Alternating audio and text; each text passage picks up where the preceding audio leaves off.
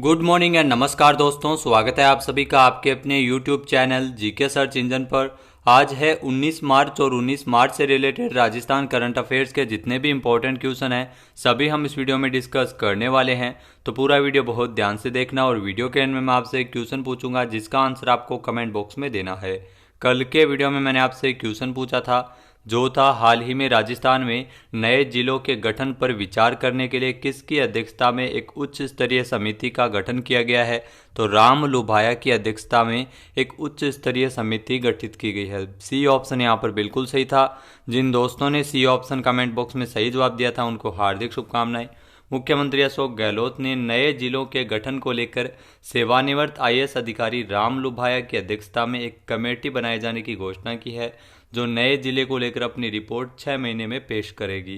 राजस्थान में नए जिले बनाए जाने को लेकर लंबे समय से मांग चल रही थी। सीएम अशोक गहलोत ने राज्य विधानसभा में घोषणा करते हुए कहा था कि राजस्थान में नए जिलों के गठन को विचार करने के लिए एक उच्च स्तरीय समिति का गठन किया गया था। तो 40 से ज़्यादा विधायक 50 नए जिलों की मांग है वो लगातार कर रहे थे और इसी को देखते हुए एक उच्च स्तरीय समिति का गठन किया गया है राम लुभाया की अध्यक्षता में। चलिए स्टार्ट करते हैं आज के करंट अफेयर्स। पहला क्वेश्चन है, वेदांता समूह की company Cairn oil and gas ने राजस्थान के किस जिले में नए तेल क्षेत्र खोजे जाने की घोषणा की है। तो आपको बता दें कि बाड़मेर में एक नए तेल क्षेत्र खोजे जाने की घोषणा है वो वेदांता समूह की company Cairn oil and gas के द्वारा की गई है। ए ऑप्शन यहाँ पर बिल्कुल सही है। आइए जानते हैं इंपॉर्टेंट फैक्ट्स। तो वेदांता समूह की company Cairn oil and gas ने राजस्थान के बाड़मेर जिले में नए तेल क्षेत्र खोजे जाने की घोषणा की है।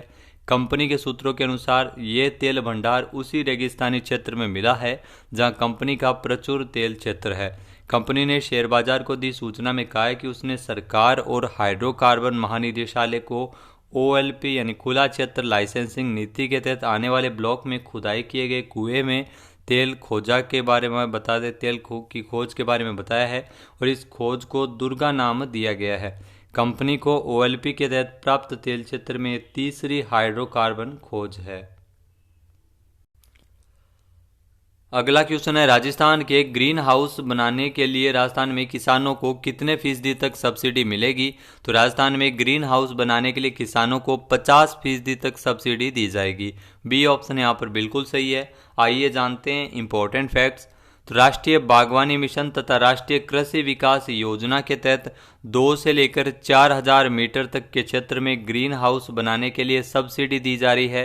राजस्थान के कृषि मंत्री लालचंद कटारिया ने बताया कि ग्रीन हाउस बनाने के लिए किसानों को राजस्थान में 50% तक सब्सिडी मिलेगी।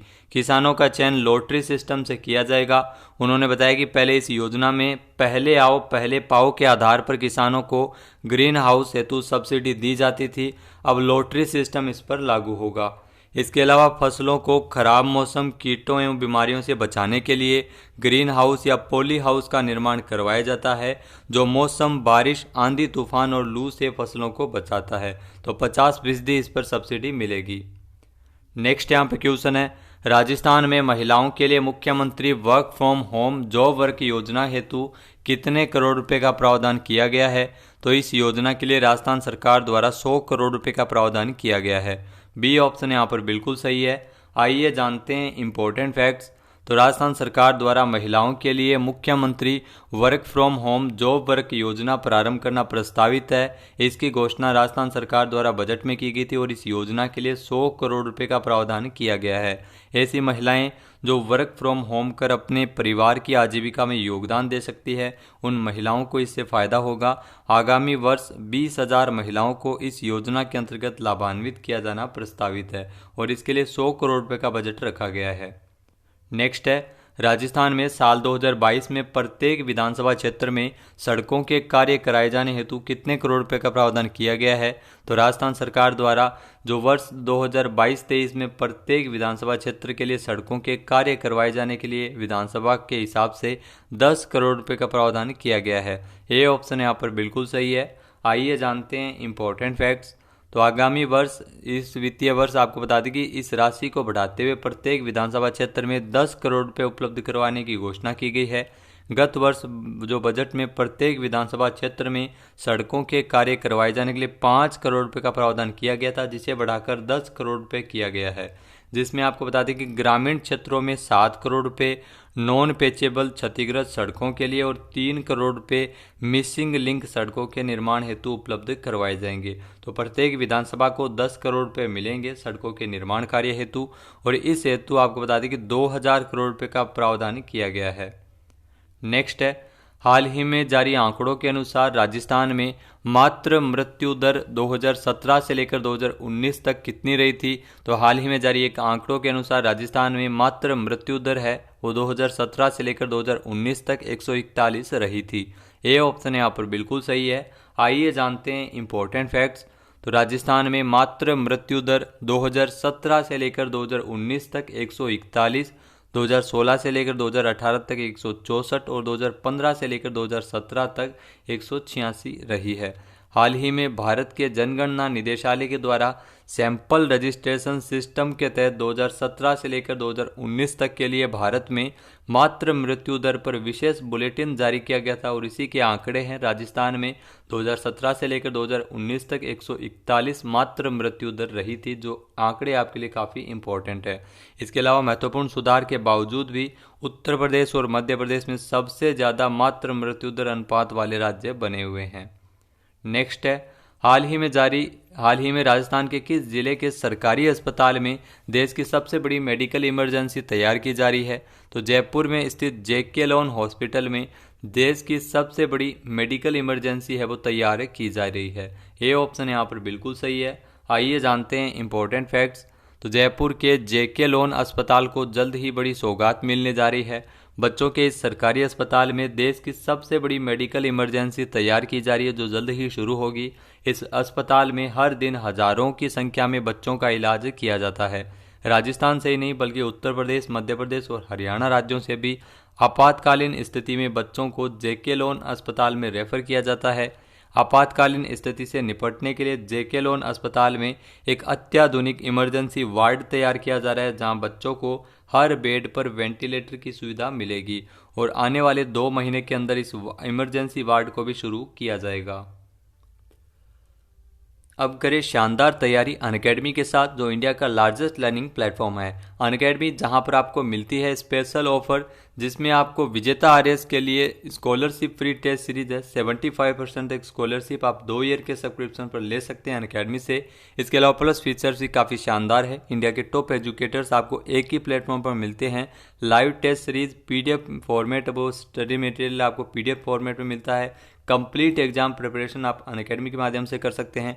इसके अलावा RPSC grade first teacher exam 442 रुपये पर मंथ के हिसाब से सब्सक्रिप्शन है, और अलग अलग ऑफर आपको यहाँ पर देखने को मिल जाते हैं।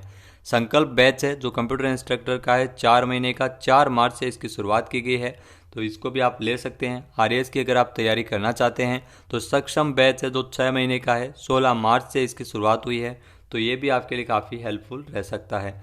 इसके अलावा आपको यहाँ पर high court LDC free practice test और मॉक टेस्ट भी कंप्यूटर इंस्ट्रक्टर एग्जाम के लिए मिल सकते हैं। रीट की अगर आप तैयारी करते हैं तो अलग अलग ऑफर पर आपको सब्सक्रिप्शन मिलते हैं। इसके अलावा 1 सब्सक्रिप्शन फॉर ऑल एग्जाम, यानी सभी एग्जाम की तैयारी कीजिए। अब एक बार सब्सक्रिप्शन लेकर अनअकैडमी के साथ में 10% डिस्काउंट ऑफर भी है।